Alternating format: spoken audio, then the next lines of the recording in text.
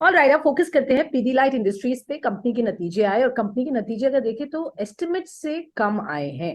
Q4 FY23 year on year consolidated basis पर अगर मैं देखूं तो रेवेन्यू इज अप 7%, 2689 करोड़ पर आई है। Gross margin at 46.8%, EBITDA at 459 crore. Of course estimate थोड़े यहाँ कम थे, उससे बेटर आया है। मार्जिन एट 17.1%, अगेन एस्टिमेट थोड़े ज्यादा थे बट उससे थोड़े कम।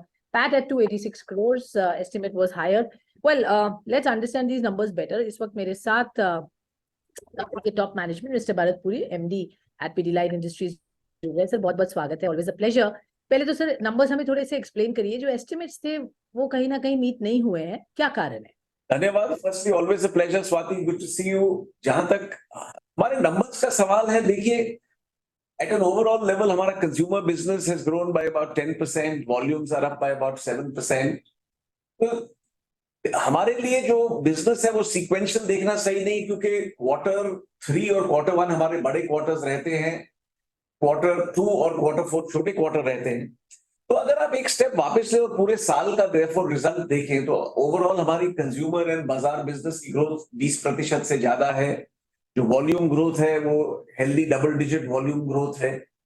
तो clearly from a top line growth जहां तक हमारी परफॉर्मेंस है काफी सेटिस्फैक्टरी रही है। क्लियरली मार्केट इस रेट पे नहीं ग्रो हुआ है, तो overall we would have gained market share.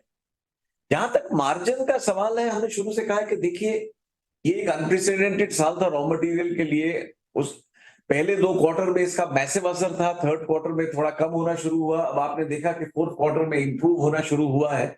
अच्छी खबर यह है कि अब रॉ मटेरियल के प्राइसेस मॉडरेट हो चुके हैं।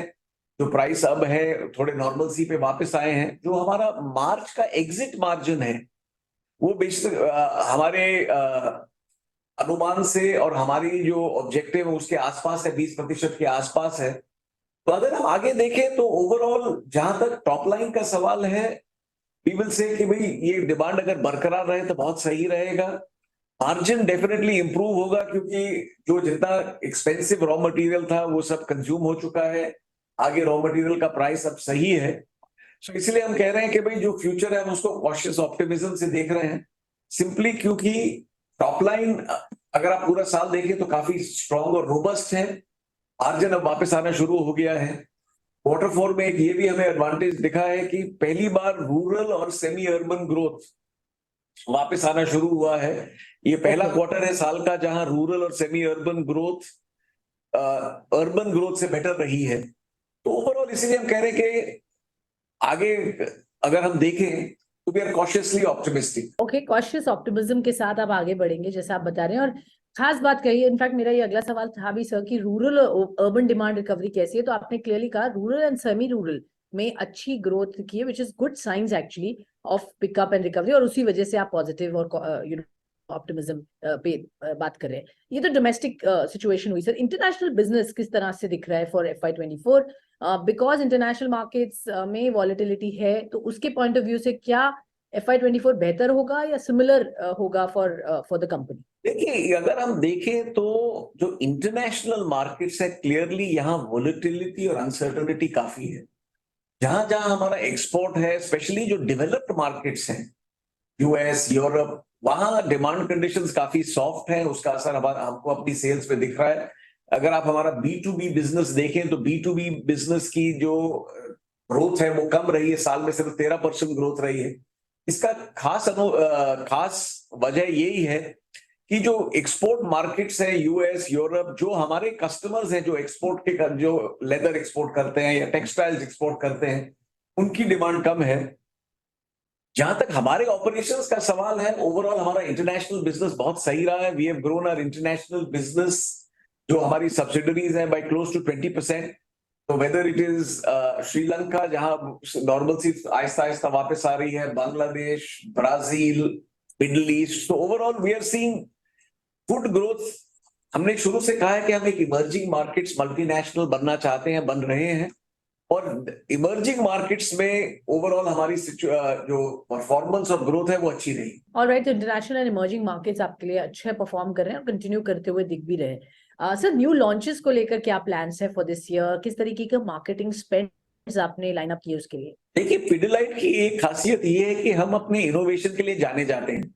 तो हमारा आप देखेंगे कि पिछले 6 महीने में और अगले 6 महीने में हर डिवीजन में 1 या 2 नए प्रोडक्ट्स आपको हर डिवीजन से दिखेंगे। अब जैसे हमारा मेंटेनेंस डिवीजन है, दे हैव जस्ट लॉन्च्ड अभी एक फेविकॉल होम फिक्स करके, जहां आपको कहीं भी कील की जरूरत नहीं पड़ेगी, आप सीधा इसको लगा दो, फ्रेम हो, टॉवल रैक हो, कुछ भी हो आप लगा सकते हैं। फेविकॉल डिवीजन ने एक नया व्हाइट ग्लू किया है, जो टाइम आप कॉन्ट्रैक्टर का बहुत, उसका फेविकॉल हाइपर स्टार करके नाम है। जो हमारा वाटरप्रूफिंग बिजनेस है, उन्होंने एक नया रूफ सील क्लासिक निकाला है, जो नॉट ओनली रूफ को सील करता है पर जो टेम्परेचर को भी 6 से 8 डिग्री कम करता है आपके रूफ को। तो ऐसे आप पिडिलाइट का देखिए, हमारी एक खासियत ये रही है कि हम हर टाइम कस्टमर को नई चीजें लेके आते हैं, वो हमारे लिए जारी रहेगा। ओके, श्योर, सो वो कंटिन्यूटी रहेगी। स्पेंड सर कितने होंगे? और मैं उसी के साथ जानना चाहती हूँ capex and expansion plans, because paint industry में अच्छी इस वक्त हम देख रहे हैं traction on capex and expansion, तो आपके क्या प्लान्स होंगे उसको लेकर? जहां तक कैपेक्स का सवाल है, इस 3 महीने में और जो पिछले 3 महीने में हम 6 नई फैक्ट्रियां खोल रहे हैं। ये 6 फैक्ट्रियां तैयार हैं, जहां माल बनना शुरू हो गया है। अगले 12 महीने में हम 4 और नई फैक्ट्री खोलेंगे। तो सिर्फ कोविड से लेके अब तक हमने 12 नई फैक्ट्री लगा ली है। हमने जो अपनी 8 फैक्ट्री है उनको एक्सपेंड किया है।